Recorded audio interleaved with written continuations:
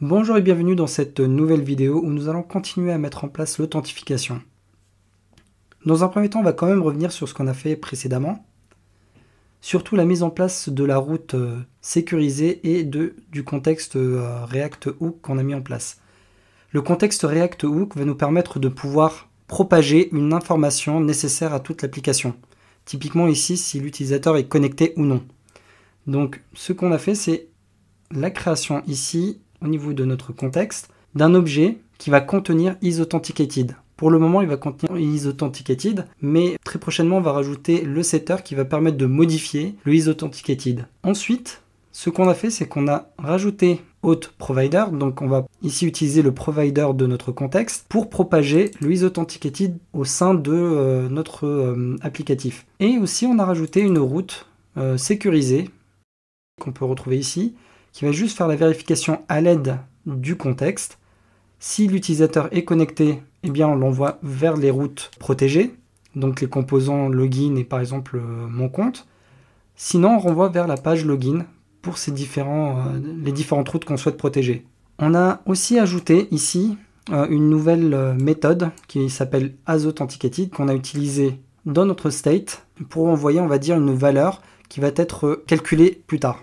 Donc, sans plus attendre, on va se rendre au niveau de notre contexte. Et ici, on va lui rajouter notre setter. Donc, set isAuthenticated. À cela, on va lui dire, comme valeur, il va avoir un objet vide. Parfait. On va se rendre au niveau de notre app.js. Et ici, on va lui dire de rajouter le set isAuthenticated. Parfait. Ensuite, on va se rendre au niveau de page user login. Eh bien, on va rajouter tous les éléments nécessaires pour rendre tout ça dynamique. Donc ici, on va rajouter un onChange et on va lui envoyer handle change. Parfait. On va faire exactement pareil avec le password. On va créer donc const handle change égale, au lieu de recevoir tous les éléments, on va juste lui dire current target. Le current target va contenir, on va dire, les éléments nécessaires à notre input. Et donc, on va commencer à visualiser déjà ce qu'on a. Donc console current console.log, on va y arriver. Ici, on va lui dire current target.value. Ça me semble pas mal pour le moment. Ensuite, on va venir ici rajouter nos states. User setUser égale useState. Et ici, on va lui dire que ça va être un objet qui va contenir username. La valeur, on va l'initialiser à vide. Et puis, on va lui rajouter password, dont la valeur sera vide. Ici, si on regarde un petit peu, on a le même name que le name de l'input. On va se rendre au niveau de notre navigateur. Ici, il y a un petit souci à ce niveau-là. Ah, il manque un petit T ici. Automatiquement, on risque d'avoir un petit souci. Par contre, on va inspecter l'élément, console. On va aller sur la page login. Ici, on voit qu'on a à chaque fois la valeur qu'on tape au niveau de notre input. Donc si ici, je rajoute plutôt test, on voit ici, à chaque fois que je rentre un nouvel élément dans l'input, il m'affiche automatiquement dans la console. Eh bien, je vais aller au niveau du login et lui dire tout simplement, à partir donc de current target, qui va représenter, on va dire, notre input, on souhaite extraire name et value. Hop. Ah oui, effectivement, si je ne rajoute pas const devant, on risque d'avoir un petit souci. Ici, on va faire console.log de name et de value. Si on retourne ici, donc là, on voit user benOpen. Donc le name, c'est le name de l'input. Et la value, c'est la value de l'input. Et si on va au niveau du mot de passe, eh bien, on va rajouter à chaque fois une nouvelle lettre. Et à chaque fois, on va voir dans l'input password, puis ce qui a été rajouté. Donc ce qui nous manque ici, c'est tout simplement nous dire qu'on va set notre user en récupérant user.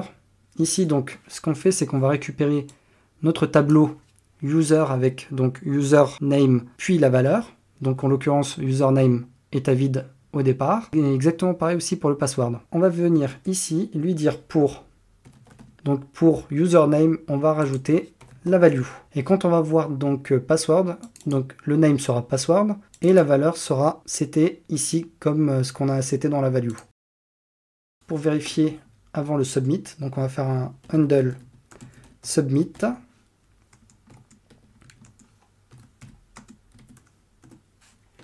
Et bien on va venir le rajouter ici, submit, handle submit.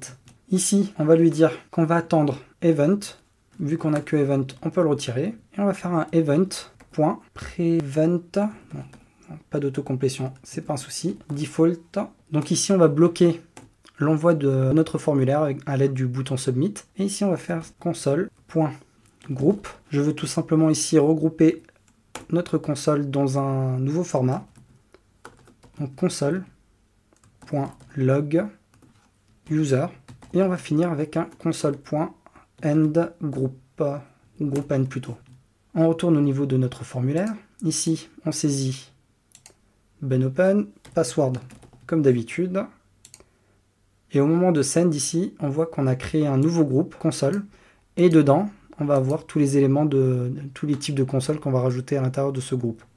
Donc ici, on voit username, ce qu'on a au niveau de notre email, et le password égale password. Je vous propose maintenant, au niveau des services, venir ici rajouter donc local storage. Ici, on va avoir trois méthodes. Remove item, et ici on va lui dire qu'est-ce qu'on souhaite remove. Donc item to remove. Ici, on va faire un window.local storage. Donc à l'aide de window, on peut accéder au local storage. Et ici, on va faire une action spécifique qui va être remove item. Et on va lui passer item to remove. Enfin, un petit copier-coller. Avec un petit espace entre les deux pour que ce soit un peu plus lisible. Ici, on va faire un get.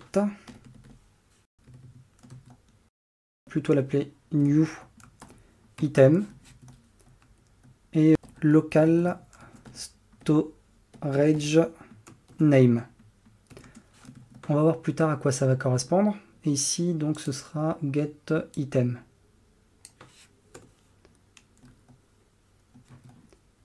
Hop, item, tout simplement. Et ici, ce sera... Bon, c'est pas grave. On va déjà continuer à faire comme ceci. Get item. Puis, ici, ça va être un set item. Il va attendre, dans un premier temps, le local storage name.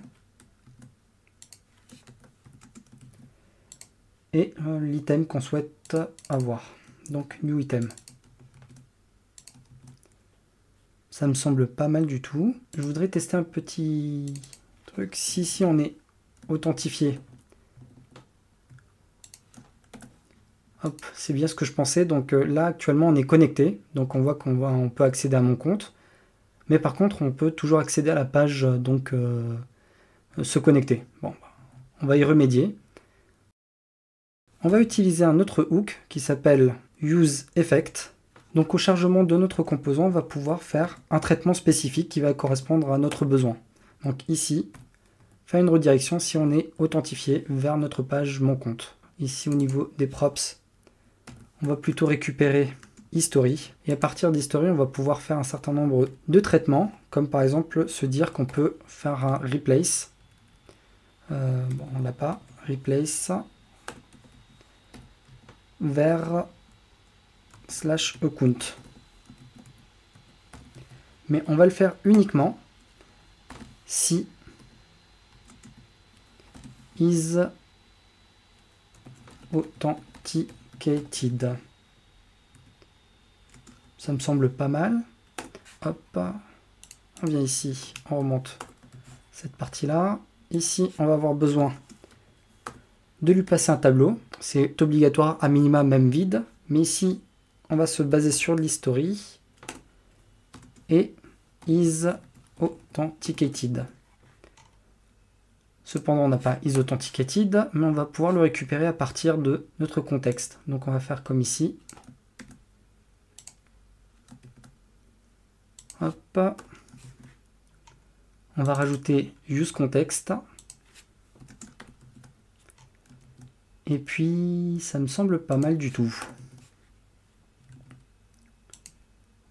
Out is not defined. Effectivement, out is not defined. Donc on va venir ici, on va récupérer ça de cette manière. Petit copier-coller, on remonte 2 fois. Et on tombe sur contexte. Et puis, out. Hop, on enregistre. On retourne à ce niveau-là. Donc on voit, si on tente d'accéder ici à login, eh bien on est automatiquement redirigé sur le compte. Donc au chargement du composant login, eh bien il détecte qu'on est authentifié, donc il nous renvoie automatiquement sur mon compte. Donc si je reviens ici et que je mets false, eh bien on est automatiquement de mon compte redirigé sur login. Et je vous propose avant la fin de cette vidéo de nous rendre au niveau de notre navbar et faire un petit traitement spécifique ici. Sur le handle click, eh bien on va faire appel à la fonction handle logout. Parfait. Donc on n'oublie pas de venir ici et de faire const handle logout